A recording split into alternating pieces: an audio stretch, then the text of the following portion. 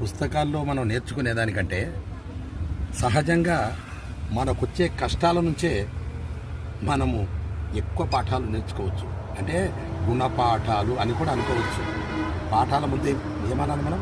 గుణ అంటే మనకు బాగా బుద్ధి వచ్చే పాఠాలు ఎక్కడ నేర్పుతాయంటే మనకు సహజంగా వచ్చే కష్టాల నుంచే మనం చాలా గుణపాఠాలు నేర్చుకోవచ్చు. మన మనస్సుకు ఆశ చాలా ఎక్కువే, కానీ కాలానికి క్లారిటీ ఇంకా ఎక్కువ.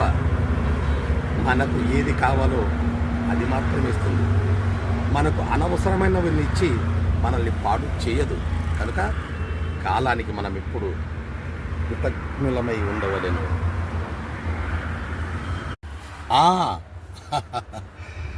నువ్వు అనుకున్నది నీకొస్తే సంతోషపడు, రాకుంటే మరీ సంతోషపడు. ఇది వేదాంత విశ్లేషణ. తెలుసుకో మానవ, మసులుకో నరుడా.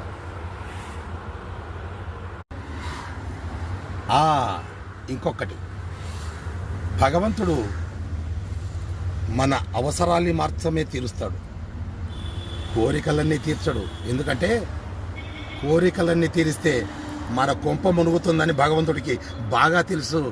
That's all.